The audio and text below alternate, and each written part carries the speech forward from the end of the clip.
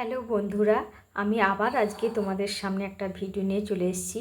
আমরা bakery biscuit খেতে খেতে বোর হয়ে যাচ্ছি, তাই ভাবলাম নিজে একটু বাড়িতে বিস্কিট বানিয়ে নিই। কীভাবে বানাবো দেখো, উপকরণটা দেখে নাও। এখানে আছে 1 কাপ ময়দা, তার হাফ লাগবে। আমরা চিনিটাকে গুঁড়ো করে নিয়েছি। আর এখানে আছে দেখো কাজু আর কিশমিশ আর আমন্ড আছে। আর 1/3 তেল লাগবে, সয়াবিন তেল লাগবে, সাদা তেল আর কি। তো চলো আমি রেডি করি। এখানে নিয়ে নিলাম 1 কাপ ময়দা, হাফ সুগার গুঁড়ো করে যেটা রেখেছিলাম, আর নিয়ে নিলাম 1/3 তেল দিয়ে এবার দেখো এইভাবে আমি মাখিয়ে নেব। এভাবে তোমরা হাতের মুঠো চেপে দেখে নেবে। রোটা দেখো এবার আমার মাখানো হয়ে গেছে। এবার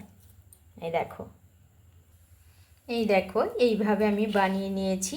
এবার এটাকে শেপ আনার জন্যে এরকমভাবে চেপে চেপে এটাকে একটা শেপ করে নেব।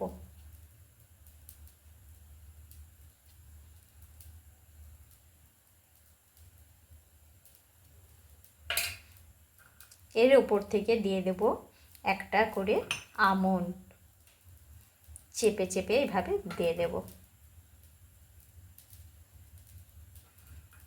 তোমরা আমন্ডের বদলে এও দিতে পারো, মানে কাজুও দিতে পারো, কেউ কিশমিশ দিয়ে করতে পারো।